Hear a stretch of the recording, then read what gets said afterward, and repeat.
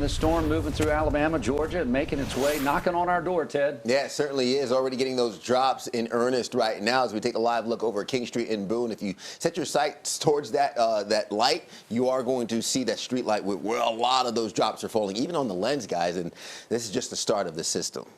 Yeah, and Ted, the severe weather threat today, what is that timing really looking like? I think the time frame, I'm going to go with the window 7 a.m. to 11 a.m. I'm mainly concerned towards Georgia, but we're still not out of the woods here for our personal severe threat. So we'll break it down for you with the current setup of what we're watching. An abundant amount of moisture coming out of the Gulf of Mexico into the deep south and southeast. That's what's funneling into the Carolinas while we have this blast of cool air behind that cold front. So we have the spring-like warmth ahead of this, and then the cool temperatures dipping down and driving into that moist air, and that's what's sparking all these storms ahead of it, which stretch from parts of Alabama, Georgia, into the western Carolinas, and that gives us our severe threat for today. The slight risk of severe weather, that's highlighted in the yellow, including Georgia, southeast Alabama, parts of the panhandle of Florida. We have more of the marginal risk for severe weather. That's level 1 out of 5, with the main threat being the chance for those damaging winds, and you can't rule out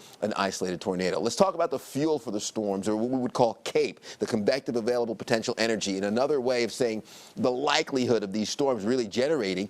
That stretches from parts of the panhandle of Florida up through Georgia right now and starts to creep into parts of South Carolina. You couple that with the moisture that's in the atmosphere, that's what's been giving us the showers and storms ahead of that, and the yellow indicating the tornado watch stretching all through Georgia towards the South Carolina border, and then those storms, the heavy rain and the lightning strikes inundating parts of western North Carolina heading towards the Queen City.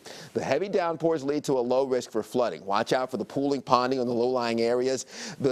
The potential for the storms and the fuel that I showed stretches even further into the Carolinas as you get into the late morning hours at 7 to 8 a.m., and that pushes it north and east throughout the afternoon. Now you couple that with an upper level jet, which is going to kind of change the direction of winds in the upper atmosphere. That gives us what we call the twisting winds, and that coincides this morning with the lift, which can give us the lift and twist, which is why we have the threat for the potential of an isolated spin-up tornado. High winds and also the flooding a concern for these storms. So here at 7 a.m. where we have the heavy downpour set up along I-85, then another line of storms comes for the late morning hours, 10 a.m. to 11 o'clock, before that pushes out, pushing more of the warm temperatures into place ahead of that cold front.